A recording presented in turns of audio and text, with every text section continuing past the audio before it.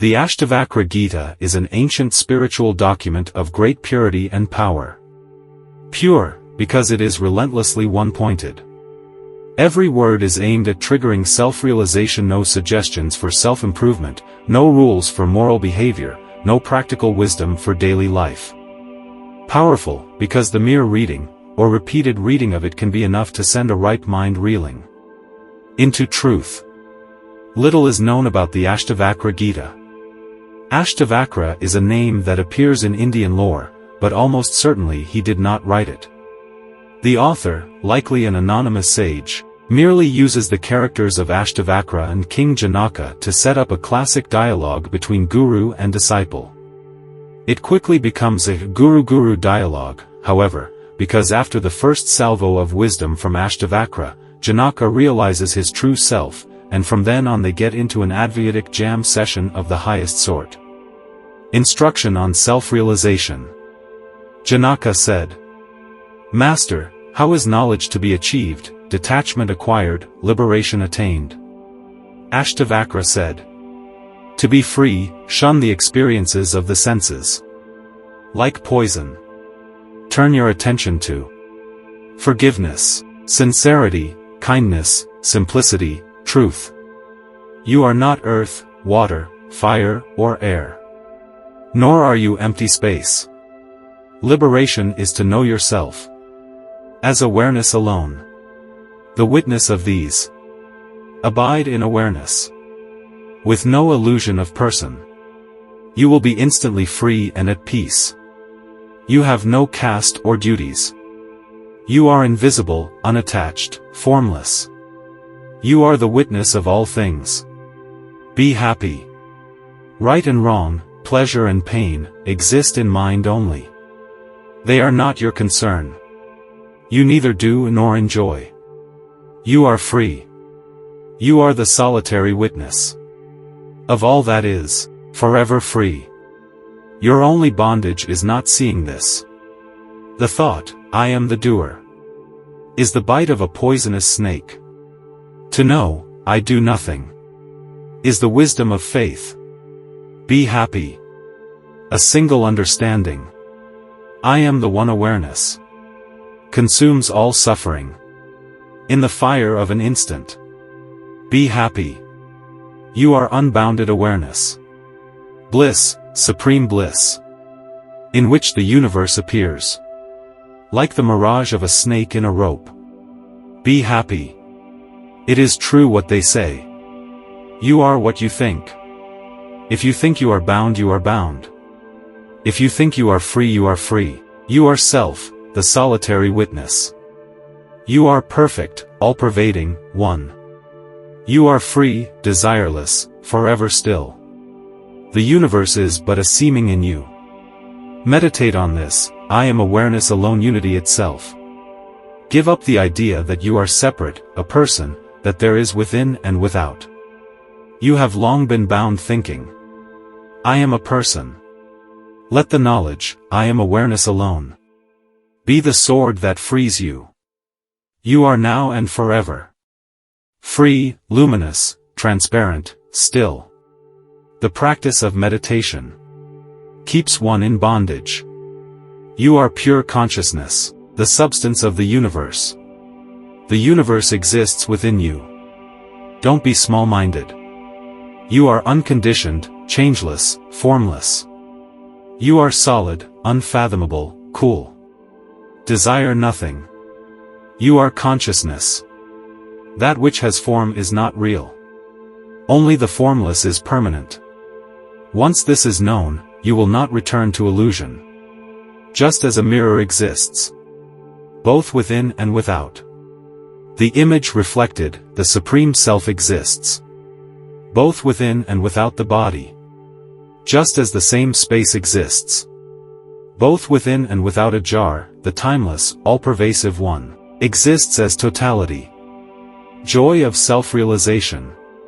Janaka said, I am now spotless and at peace. Awareness beyond consciousness. All this time, I have been duped by illusion. By this light alone, the body and the universe appear. I am everything.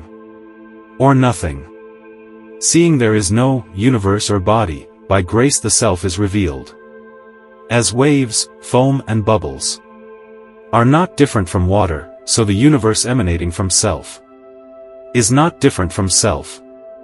Look closely at cloth, you see only threads. Look closely at creation, you see only self. As sweetness pervades sugarcane juice, I am the essence of creation. Not seeing self, the world is materialized. Seeing self, the world is vanished. A rope is not a snake, but can appear to be. I am not other than light. The universe manifests at my glance. The mirage of universe appears in me. As silver appears in mother of pearl, as a snake appears in a rope, as water appears on a desert horizon. As a pot returns to clay, a wave to water, a bracelet to gold, so will the universe return to me. I am wonderful indeed. Beyond adoration. I cannot decay nor ever die, though God and all the universe should perish to the last blade of grass. I am wonderful indeed.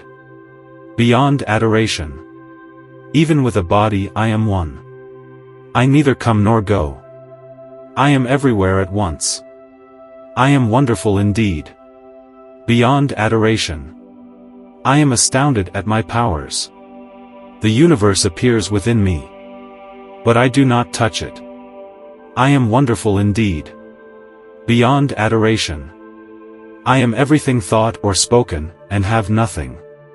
In reality, knowledge, the knower, and the knowable do not exist. I am the transparent self, in which through ignorance they appear. Looking at one and seeing many is the cause of all misery. The only cure is to realize what is seen is not there. I am one, aware, blissful, immaculate. I am unbounded awareness.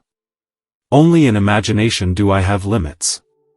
Reflecting on this, I abide in the absolute. I am neither free nor bound. The illusion of such things has fallen into disbelief.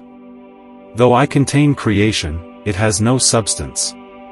Having seen for certain that this universe and body is without form or substance, I am revealed as awareness alone. Imagination has no place here. The body exists only in imagination, as do heaven and hell, bondage, freedom, fear. Are these my concern? I, who am pure awareness, I see no differences or separation. Even the multitudes appear as a single formless desert. To what should I cling? I am not the body. I do not have a body. I am awareness, not a person. My thirst for life bound me to a seeming of life. In the limitless ocean of myself, the winds of the mind roil the myriad waves of the world. But when the wind subsides in the limitless ocean, the ark of personhood is swallowed up, along with the universe it carries. And how wonderful it is! In the limitless ocean of myself, waves of beings arise, collide, play for a time, then disappear as is their nature. 3. Test of self-realization. Ashtavakra said, having realized yourself as one, being serene and indestructible, why do you desire wealth? Just as imagining silver in mother of pearl causes greed to arise, so does ignorance of self cause desire for illusion. Having realized yourself as that in which the waves of the world rise and fall, why do you run around in turmoil? Having realized yourself as pure awareness, as beautiful beyond description, how can you remain a slave to lust? It is strange that in a sage who has realized self in all and all in self, this sense of ownership should continue.